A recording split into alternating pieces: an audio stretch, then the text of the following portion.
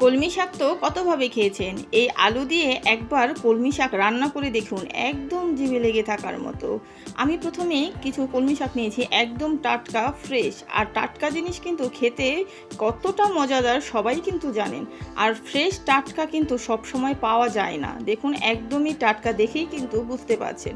আর এই কলমি শাকটা কিন্তু প্রচুর পরিমাণে ভিটামিন আছে, চোখের জ্যোতি বাড়াতেও কিন্তু এই কলমি শাকের ভূমিকা অপরিসীম।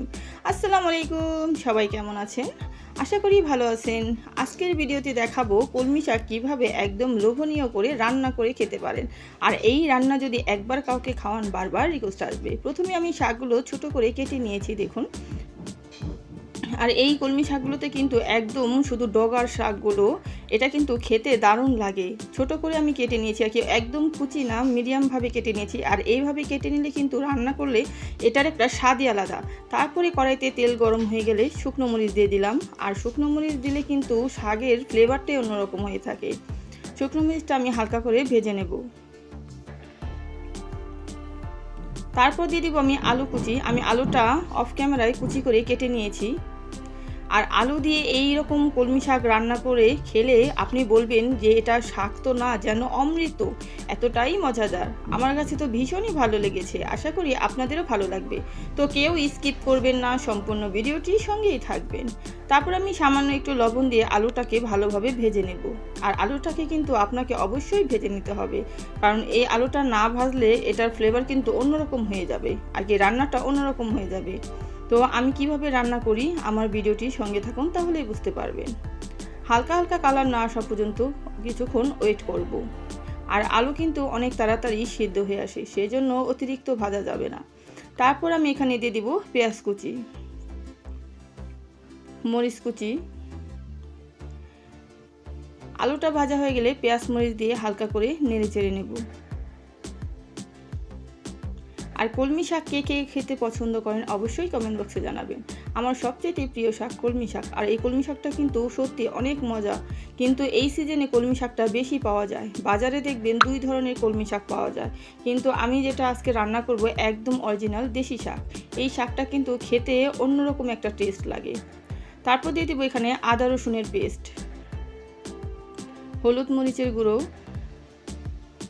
দিয়ে হালকাভাবে নেড়ে চেড়ে দেবো। আর এইভাবে কেউ রান্না করে খেয়েছেন কিনা অবশ্যই জানাবেন। তারপরে হালকা করে ভালোভাবে সুন্দর করে মশলাটা কষিয়ে নেব, যতক্ষণ না পর্যন্ত হালকা একটু পেঁয়াজটা ভাজা না আসে ততক্ষণ পর্যন্ত নেড়ে চেড়ে নেব। প্রায় কিন্তু হালকা হালকা দেখুন কালারটা চলে এসেছে। তারপর আমি যে শাকগুলো কেটে রেখেছি সেই শাকগুলো এখন আমি এগুলোর মধ্যে দিয়ে দিব। শাকগুলো দিয়ে দিচ্ছি আমি। সবগুলো শাক আগে ভালোভাবে পরিষ্কার করে পানি ঝরিয়ে নিয়েছি, কারণ এই শাকটা যখন ধুবেন তখন দেখবেন এটার কিন্তু অনেক পানি ওঠে। আর এতে দিয়ে দিলে সরাসরি তাহলে ওই পানিটাও এই রান্নার উপর চলে আসবে, সেই জন্য অবশ্যই আপনাকে একটা ঝালির সাহায্যে পানিটা ঝরিয়ে নিতে হবে। তারপর শাকগুলো দিয়ে ভালোভাবে সুন্দর করে আমি মিক্স করে নেব। তারপর জাস্ট ঢাকনা দিয়ে ঢেকে দেব। আর এই কলমি শাক কিন্তু অনেক সময় লাগে না, একদম অল্প সময় রান্নাটা হয়ে যায়। তারপর ঢাকনাটা খুলে দেখুন প্রায় কিন্তু শাকটা নরম হয়ে গেছে। তারপর আমি হালকা হালকা করে ভেজে নেব, যতক্ষণ না পর্যন্ত একদম ভাজা ভাজা হয় ততক্ষণ পর্যন্ত এভাবেই অনবরত নেড়ে চেড়ে নেব, না হলে নিচ দিয়ে লেগে যাবে। আর চুলার হিটটা কিন্তু একদম লো হিটে রাখতে হবে, আর কি মোটামুটি আপনি রাখবেন যাতে করে কড়াইতে না লেগে যায়। আর এটা যত ভাজা হবে ততই কিন্তু শাকটা খেতে ভালো লাগবে। তারপর আমি শাকটা একটু হালকা করে ছড়িয়ে দিচ্ছি যাতে করে একদম শুকনো হয়ে যায়। তারপর দেখুন প্রায় কিন্তু শাকটা হয়ে গেছে, কড়াইতে একদম লেগে গেছে, তার মানে আমার এই শাকটা একদম ভাজা ভাজা হয়ে গেছে। দেখুন শাকটা কিন্তু হয়ে গেছে।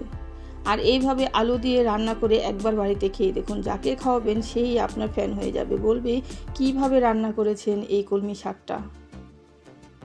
তারপরে এইভাবে আমি হালকা করে নেড়ে চেড়ে নেব কিছুক্ষণ পর্যন্ত।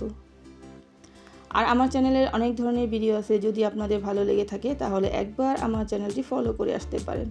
আর যারা নাকি আমার চ্যানেলে নতুন আছেন প্লিজ একটা লাইক দিয়ে সম্পূর্ণ ভিডিওটি দেখে নেবেন, কেউ স্কিপ করবেন না। একসহ আমার সম্পূর্ণ ভিডিওটি সঙ্গেই থাকবেন। তারপরে এইভাবে হালকা করে নেড়ে চেড়ে নিলাম। দেখুন শাকটা প্রায় হয়ে এসেছে। এখন আমি জাস্ট নামিয়ে নিলাম।